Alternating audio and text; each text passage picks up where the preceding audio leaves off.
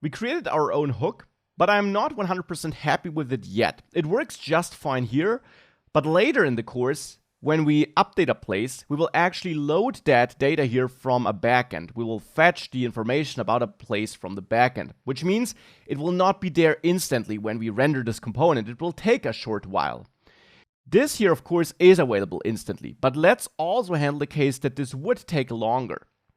You might think that later, when we reach out to a server, we use fetch or something like this, which returns a promise. And in the then block, we can then call useForm to initialize our form with the then fetched data.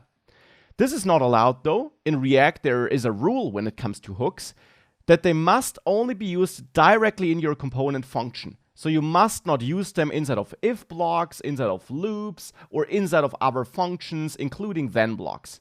So you would not be able to call useForm in a then block. And that makes sense because it would mean that you only set up your hook after the response is there and not when this component first renders. But of course here, during the first render cycle, we already need information from our hook from form state. So we need to call useForm early. Still, I want to update my form values at a later point of time once my response is there. And here to simulate this, let's just say that we get our identified place only after useForm is called. Of course, we could switch position here, but let's imagine that this is not possible because this takes longer to load. What can we do in that case? In that case, we probably want to initialize this with our invalid values here, so with empty values. And later, once we connect this to a backend, we will show a loading spinner whilst we're waiting for a place to load. So we will not show an empty invalid form, no worries. But here, let's just say we have some dummy initialization values. And then here, once we got our identified place, I want to update my form state. Now for that, we need to revisit our form hook and add some functionality that allows us to replace the values and the validities stored in the form. For that, I'll add a new function here, which I'll name setFormData. I will also wrap it with useCallback so that it is stored by React and not recreated unnecessarily. And then the actual function should take input data and form validity as inputs. And then here, I want to dispatch an action, which I'll give a type of, let's say, setData. That's totally up to you, of course. You can use any identifier you want. And with that action, I want to pass my inputs data. So input data stored in the inputs key.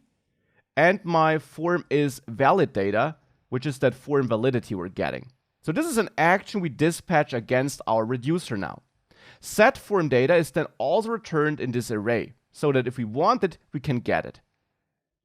And then here in our reducer, we just have to handle that new case, that setData case we just added down there.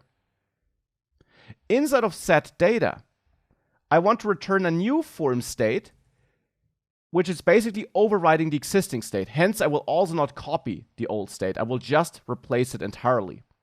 And there, I will set inputs to action.inputs, because on my action here, I do have that inputs key.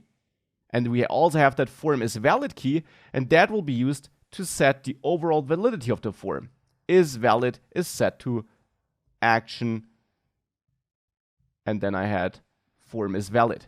So action form is valid. So now we can basically call this setFormData function, which we're exposing here, whenever we want to set a form data, so whenever we want to dispatch this action. useCallback also needs to specify its dependencies, and here we essentially got none. So this will never be recreated, this function. So we got that in place. With that, let's go back to update place and get access to setFormData here as well, which we can pull out of the returned data as a third element. Side note, in new place, I will not get it because there I never need to set any form data. I only need that in update place. So there, now, once we got our identified place, we want to call setFormData and basically initialize our form now. Set the overall validity to true, and here set different values for title and description. Title will have a value of identified place title, and the validity is true therefore. And here I have identified place description, and is valid is true here as well. Now calling it like this would be bad though. If we call it like this here, directly in our component function, it means whenever this component re-renders, we set new form data.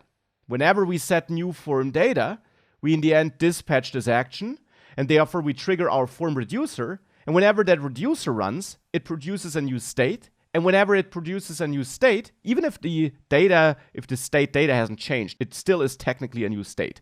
So whenever it produces a new state, the component that uses our hook will re-render. So we would have an infinite loop here. To avoid that, we can use a good old friend, the useEffect hook.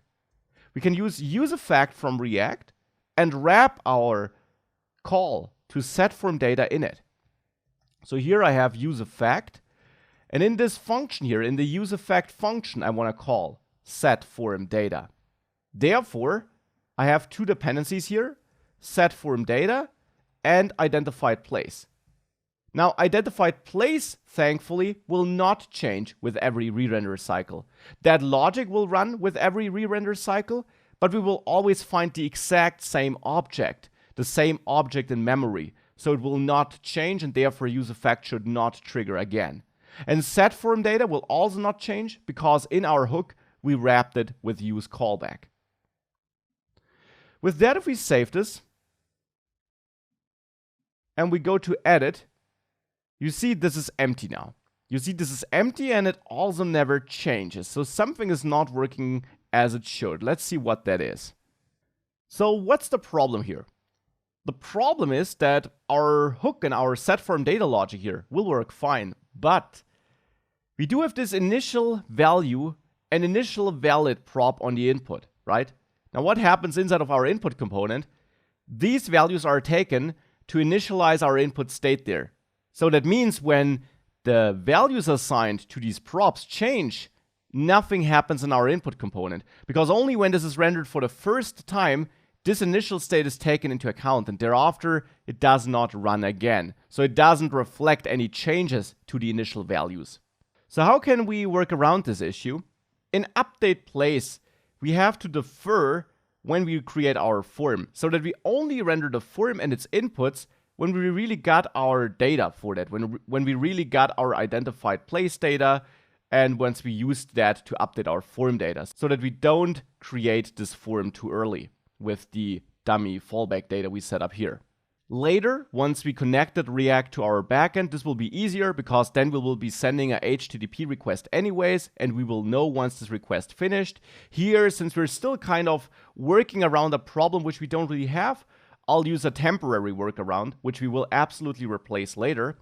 I will only return this form here if we do have a value for title, let's say, which is an indicator that the values have been loaded for title and description. So here I will check if form state inputs title value is a thing, and only if it is a thing, I will render this form here, and then close the curly brace after the form. And I actually don't need curly braces for that, because it's the start of the return statement anyways. So now the form is only rendered if we do have a title value. Or to make this a bit nicer from a code perspective, we could also say if we don't have this value, so if this is an empty string, which is the case in our initial fallback value, we instead return some dummy JSX where we maybe say loading. And again, we'll find a better loading solution later. But for the moment, this should do the trick. Here, I got one extra parentheses. Let's remove that. And with that, now, when I reload, we don't even see the loading state, because, of course, everything loads instantly here, because we're not really making a HTTP request. But we see we now got our correctly initialized form data. The problem we now have is, once I clear the input, though, it's gone and we see loading, because in our logic, whenever we don't have a title value, we want to show loading. So it's maybe not the best fallback. We can use it at the moment though, because as I mentioned, we will replace it later once we have a real loading state we manage with the help of HTTP. As a temporary workaround to have a little bit of a better solution, we can introduce a new state here with use state and name this isLoading, set isLoading, use state. Initially we are not loading, let's say, or to be precise, initially we are loading here. And then in use effect, once we also set our form data, of course we're not loading anymore. So here I will set isLoading to false. So initially we are loading, then I set it to false once we got our data. And down here we can check if we are loading. In this case, I want to show the loading fallback and show the form otherwise. Now this works as before, but now we can also clear it without removing everything.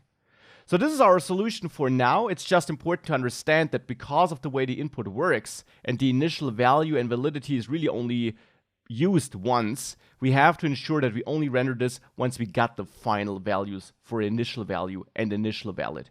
And with that, we are rendering this update form just fine. We are able to submit it and have our data there, and we're therefore well prepared here to connect this to a backend later as well.